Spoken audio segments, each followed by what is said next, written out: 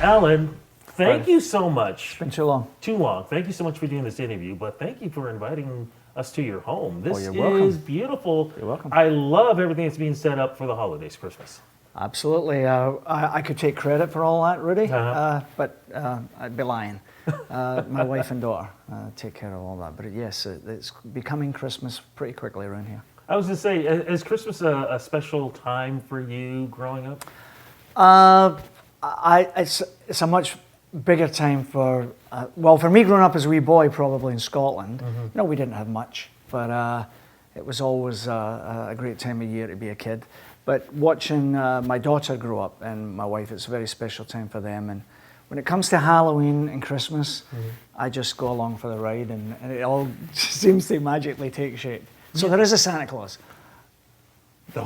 Santa Claus? What? I said there is a Santa Claus Yes. because I don't do anything and it all seems to show up. So. Well, you know what? Santa Claus has really given you gifts over the years with your career, with Glass Tiger, things you've done as a solo artist. When you think about everything that you've done, because you are an icon in this country, you helped open up doors in an era where music videos were just being born, and the world started literally really looking at Canada because they only knew about Anne Murray and Gordon Lightfoot and the Guess Who, and then suddenly folks like yourself and Corey Hart and so many other great artists. What was it like for you having that burst come out and, as I said, leading up to today, becoming that icon? Well, it was really amazing because if you think about it, we grew up in rock and roll. We grew up listening to the Beatles and the Stones, and then when we sort of were in our infancy as a band, we still hadn't even thought really about videos. It was really about the music, rehearsing, getting out there, playing the bars. So when video came along, it was like just the grand opening of something that the likes of which we'd never witnessed before. And so we were watching the early stages of video coming to us from MTV, not realizing that when our day would come, our time would come, that we sort of became the Duran Duran of much music. And so it was a very, very special time to then. Now, granted, the video almost became bigger than the music at times, The video directors would drive you crazy because, you think it's going to be an easy process, and of course it's not. It takes a lot of time and effort and repeat and do it again and wait and cut. And so as a musician, that drives you a little crazy. But as a tool for connecting with a worldwide audience, there was nothing like it. Absolutely. I mean, Juno wins. I mean, I was looking at, what was it, 1, 2, 3, 4, was it 5 Junos, I do believe? 5 Junos, but also the Grammy nomination. I mean, again, that opened up doors not just for Glass Tiger, but for other Canadian artists too. Yeah, Corey and I were together recently. We were talking about that. Again, you don't realize it at the time. You're just out there doing your thing, trying to do your best, be the best band you can, be the best entertainers you can. But you're not realizing that you're helping pave the way. As guys like Neil Young did and for Canada, and the comedic side, people like Jim Carrey, all these great Canadian entertainers that have gone across and helped pave the way. And I'm honoured to think that we might have a little piece of that. That nostalgia has remained for so many years. We were just talking earlier before shooting this. You were performing at the Budweiser stage, and it was yourself, Glass Tiger, Corey Hart, Flock of Seagulls. I was in the audience. I didn't know that. Great time. Still remember you taking off your shirt, throwing it out to the audience towards the end of the performance. But you let everybody know about something that was happening to you because you were fully healed. I mean, the fact that you came out to do this and put on such an amazing show, I couldn't believe it. Well, I needed to explain it to the audience. I fell and I fractured my neck at C6 and C7. Had a major operation on my neck. Corey Hart was calling, going, "Dude, what's happening?" And I kept saying to him, "It's okay, I'm coming out." And Corey himself, by the way, has gone through some major trauma with his neck, and he lives with a lot of pain. So he could commiserate, and everybody was just waiting, the surgeon, my family, the band. But I got out of that hospital bed because I felt that if I'd come home here and lost the tour, I would just have been so miserable. So I came off medication, and it took me 10 days, and I started Newfoundland, and we didn't finish until Vancouver Island, and I did it. And I'm happy I did it. And even before that, you had the stroke. Oh, jeez. Yeah, it adds up, doesn't it? Yeah, I had a stroke. It's been over 4 years now. Touch wood. It's not, and I guess I'm as fully recovered as you can ever be from a stroke. I still have, residual effect in my arm, but again, here we are sitting today, and it was just announced today that the beautiful Marie Fredriksson from Roxette has left this planet. She passed on. She's only 61, and so this is your life, and you have to, life will knock you down, but the real courage is about how willing you are to keep getting back up. That's what it's based in. So I don't know any other way. What was it like when we were talking about Roxette? You toured with them. What was that like? We did the big one. We did the Joyride tour, which was massive.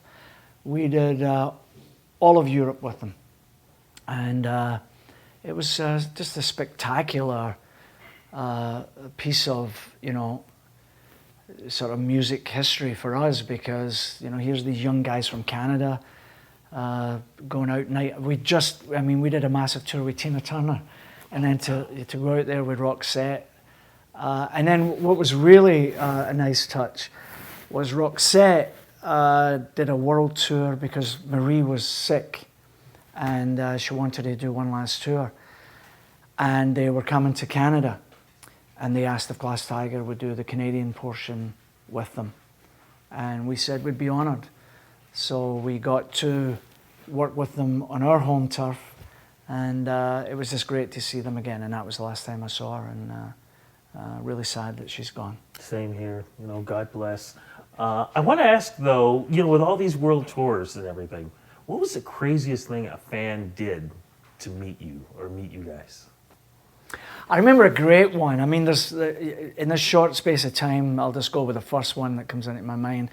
I remember we were playing Regina, and it was sold out. There was 20,000 people in Regina Stadium, and there was a ritual that used to happen for me coming off stage, and because I was always I used to lose sometimes 10 pounds. A small guy like me, I'd lose 9 or 10 pounds. And so I had to replenish really quickly. And so I was drenched in sweat. So we come off stage, and there's a guy, stagehand, and he goes, "Mr. Frew," and they had a big terry cloth, a big towel with a hole cut in it like a poncho. And I got it put over me because I was drenched. And he handed me my cup of tea, hot cup of tea, and he walked me down into the van, and we got in a van, and the van makes its way through the stadium and to the dressing room, and he's in the dressing room, and he's getting me things, and so now the dressing room's packed, and I say to the road manager, "Wow, that guy you've got working for you, he's fantastic." And he says to me, "What guy?" I said, "That guy, he's been looking after me." And Joe says, "Oh, where did you come from?" And I didn't, and Joe wants to huckle him out the dressing room, and I was saying, that was brilliant. Come here. And he just walked his way. And I don't know how he got there, but he knew exactly what to do. Wow. So what are we looking at music-wise? Because Glass Tiger has still been making music even after the 80s. Plus, you've been doing some solo stuff yourself. We were just talking before. You have a single out right now. Yeah. So right after my stroke, I was pretty wounded, and we got together with a dear pal of mine, Johnny Reid. Oh, Johnny Reid, amazing man. Right, Amazing. and as part of my sort of therapy, Johnny had this great suggestion of doing an album where we record in the sort of spirit of family, and because when you've had a stroke, and as people out there, anybody that's had a major trauma in their life, you realize pretty quickly what's important. Friendship, love, family, forget the rest. And so he said, you've got these songs that are already like family. Don't Forget Me When I'm Gone, Someday, My Town, Diamond Sun. So we went to Nashville and we reimagined them, and we recorded. Those of you who are interested, the album's called 31, celebrate 31 years together at the time. And you'll hear Don't Forget Me When I'm Gone, Someday, My Town, like you've never heard them before. And so that sort of replenished my spirit. And we started touring again. We've done over 150 shows over the last year or so. And so we went back into the studio and we recorded the new one. It's called 33. Why not? Why not? 33 years since Don't Forget Me. This is the count. It's been 33 years since you first heard Don't Forget Me When I'm Gone. And what I love about this new CD is it's a testament to a band that has the right to say, normally when you record an album, you try and make it very cohesive, try and keep it sonically cohesive, that. But we said, no, we're entitled. We grew up in rock and roll, we grew up on solemn ballads, we grew up on pop. We're just going to put it all in the mix together. And so, on the one hand, you'll hear a great pop song like this one, This Is Your Life. And then we have this raw, edgy rock and roll piece called This Is London. And then you've got your big sort of rock flavors, and then there's a ballad at the end, maybe a little dark in tone. It's called Dying Is Easy With You. And but I think it's one of the most honest. We couldn't have done an album like this as a young band. You have to have been 40 years in.